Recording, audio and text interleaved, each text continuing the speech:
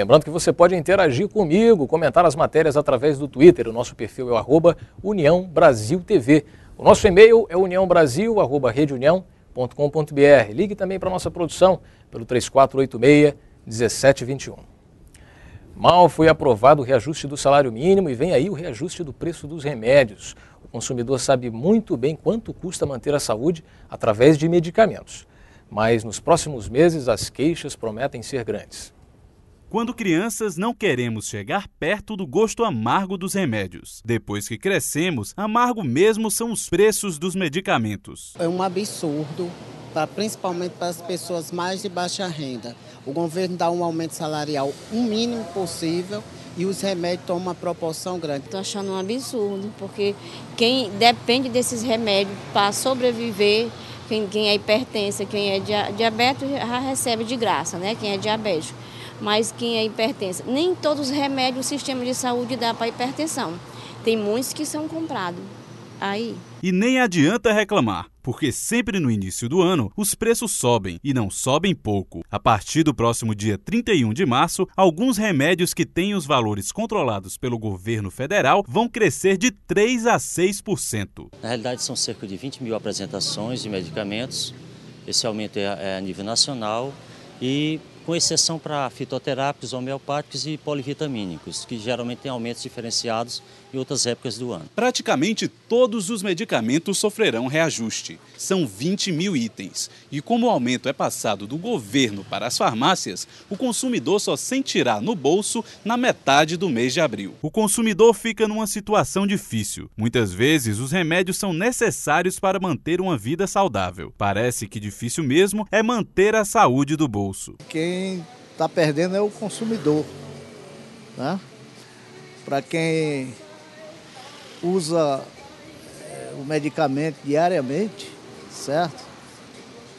Isso aí, quando chega no final do mês, já você vai sentir no bolso. Se fizermos uma comparação, o aumento pode ser muito próximo ao que tivemos em 2011 no salário mínimo. Se o reajuste dos preços dos remédios for no limite superior, um pouco mais de 6%, isso praticamente vai encontrar o que aconteceu de aumento, né, para o salário mínimo, que foi 6,8 aproximadamente, 6,9. Então, esse ganho real que o salário mínimo teve, né, está previsto para ter de 0,37%, vai ser anulado. E já tivemos participação pelo Twitter, comentando as reportagens que você assistiu no bloco anterior. @Joana_Paul diz que assim, eu fui na Feira da Solidariedade e adorei. Comprei mais do que imaginava. Já o @Mário_Hélio diz que essas feiras deviam ser mais divulgadas. Geralmente eu só fico sabendo quando já acabou. Sobre a reportagem dos cuidados com os rins, @Aureneide1904 diz, ter uma alimentação saudável é essencial e cuidar dos rins também. Parabéns pela iniciativa da matéria. Nós acabamos de falar de uma decisão que mexe diretamente no seu bolso. Mas hoje é o Dia do Consumidor e nós preparamos para você uma matéria que vai falar de outros casos em que a economia dá um nó no bolso de quem consome. 15 de março é o Dia Mundial do Consumidor, uma data que traz alguns assuntos importantes à tona. Por exemplo, a discussão sobre a cobrança indevida da taxa de energia elétrica, por conta de erros de cálculos entre 2002 e 2009. Mais uma vez, o consumidor saiu prejudicado. Nós falamos com o desembargador lá em Recife e ele se comprometeu que vai examinar.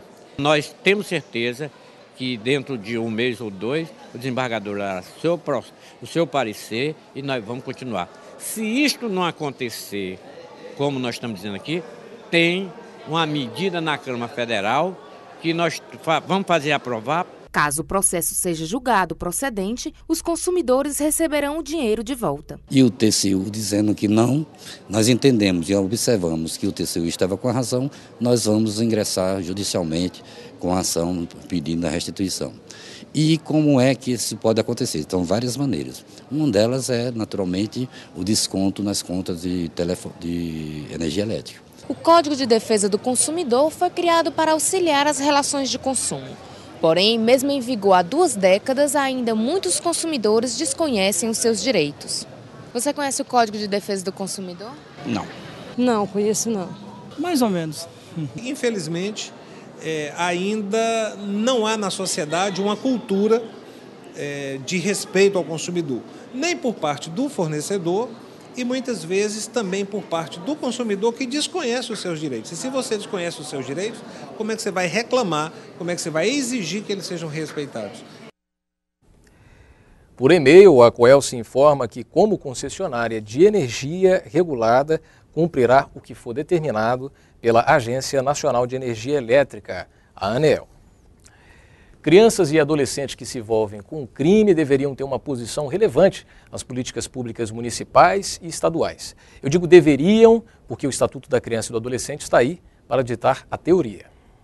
Segundo o Estatuto da Criança e do Adolescente, a internação é a sexta e última medida prevista para jovens infratores. Advertência, liberdade assistida e regimes de semiliberdade podem reduzir a reincidência desses adolescentes. Em Fortaleza, a Pastoral do Menor debateu ações visando a melhor utilização das medidas socioeducativas. É de suma importância que a gente fortaleça essas medidas para que a gente pare até de inchar as unidades de internação. Porque quando você tem um adolescente que ele comete ato infracional mais leve, logo no início esse menino é responsabilizado, a probabilidade dele não se envolver mais com ato infracional é muito grande. Então a nossa luta, o intuito dessa campanha é discutir medidas socioeducativas. Para Lucita Matos, a construção de mais unidades de internação no estado não resolve o problema. Entendemos que essa ampliação de unidades não é a solução para a superlotação das unidades, mas todos esses outros fatores que precisam de investimentos para que o público jovem não ingresse no sistema de privação de liberdade. As medidas socioeducativas são de responsabilidade das prefeituras e os governos estaduais ficam com as unidades de internação, mas a verba destinada para essa área nem sempre é o suficiente. No ano passado, a Prefeitura de Fortaleza gastou apenas 66% do orçamento aprovado para políticas públicas que envolvem a criança e o adolescente. Segundo Clésio Freitas, essa falta de investimento acaba refletindo no aumento da reincidência desses jovens. Só para ter uma ideia, de 23 ações que nós somamos referente à criança e adolescente, essa soma ainda não deu o que se gastou no Réveillon de Fortaleza. Então, com essas comparações, esse nível de execução, a gente constata que a Prefeitura de fato não prioriza essa área que é de fundamental importância para a cidade. Eu vou receber agora aqui no estúdio, ao vivo, o Isaac Bezerra de Carvalho, que é secretário da Comissão Especial de Defesa dos Direitos da Criança e do Adolescente da OAB do Ceará. Seja bem-vindo, Isaac. Tudo bem? Boa noite. Fique à vontade. Isaac, no ano passado, a Prefeitura de Fortaleza gastou 606% do orçamento aprovado para as políticas públicas para essa área, para a criança e do adolescente. Qual o reflexo do baixo investimento do poder público para essas crianças e jovens? Bom, na verdade, o que a gente tem hoje é o sistema que deveria ser utilizado para a recuperação de menores infratores totalmente sucateado, totalmente abandonado pelo poder público. Quando a gente fala totalmente abandonado pelo poder público, não só a questão do município em si, sim, mas também como o governo do estado e o governo federal, todos estão, vamos dizer assim, dando prioridade a outras coisas que muitas vezes você pode ver através, como houve na reportagem anterior, de um mega Réveillon, não só aqui em Fortaleza, mas no Rio de Janeiro, em outras cidades, grandes cidades, capitais, e deixando de lado o menor, que pode ser o futuro do país. Pois é, inclusive o Estatuto diz, como nós vimos na matéria, que a última medida a ser tomada é enclausurar essa criança e esse adolescente. Já essas medidas socioeducativas, elas são efetivas mesmo no Brasil? Elas funcionam? Não. Na realidade, elas não são aplicadas. Elas não são aplicadas porque não há investimento nessas medidas. Inclusive, a campanha da pastoral é justamente para tentar desviar o foco da redução da menoridade. Porque quando se fala em menor infrator, se fala logo assim, vamos reduzir a menoridade. Mas daqui a pouco, se a gente fosse partir desse pressuposto que se reduzisse a menoridade penal, resolveria o problema, daqui a pouco teríamos crianças de 4, 5 anos sendo presas. Não existe isso.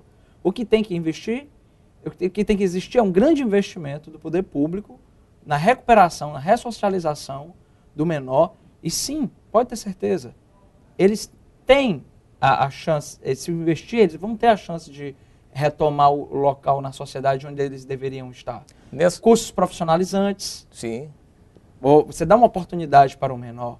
Então, justamente, é essa a vontade da pastoral, é essa a vontade da nossa comissão, e a gente está de olhos abertos, cobrando o poder público, apesar de até a presente data não termos recebido nenhum feedback do parte do governo, mas estamos fazendo ofício, estamos cobrando através da OAB. Agora uma questão, qual que é o papel efetivo do Conselho Tutelar nessa história? Nós temos pessoas que identificam uma criança ou um menor na rua que precisa ser atendido pelo Conselho, como é que isso pode ser feito? Pronto, na realidade, o Conselho está aí para poder dar o primeiro atendimento, o primeiro encaminhamento, e o Conselho Tutelar é super importante nesse ponto, e vem desenvolvendo o seu trabalho, apesar das adversidades. Muitas vezes você pode perceber que o Conselho Tutelar, às vezes, não tem um carro disponível para poder fazer o transporte das crianças, ou seja, falta o mínimo do mínimo da estrutura para essas pessoas trabalharem, falta a contratação, falta o concurso público para essa área. Para você pode ter uma ideia, nas próprias casas que servem de ressocialização, que deveriam servir de ressocialização para os menores infratores, o último concurso que ocorreu faz mais de 20 anos. Quer dizer, faz muito tempo, faz tempo até demais, né? Então, você percebe por essas pequenas coisas que eu digo, pequenos detalhes, sim, que existe uma questão de uma negligência por parte do governo em relação a isso. E nós, como sociedade, nós temos a obrigação de cobrar o poder público quanto a isso aí. A gente precisa realmente ter consciência que o menor não pode ficar à deriva. A gente tem que puxar a responsabilidade para a gente, ter responsabilidade não só na hora da votação, que é muito importante, mas saber cobrar. Mas também ser um ator nessa história, né? Com certeza. Isaac, muito obrigado pelos esclarecimentos, muito obrigado pela entrevista. Bom, esse foi o União Brasil de hoje. Muito obrigado pela sua companhia, pela sua audiência. Você pode rever as reportagens da semana no nosso endereço da internet, www.redeunião.com.br. Comente, participe. Eu encontro você amanhã a partir das 18 horas. Até lá.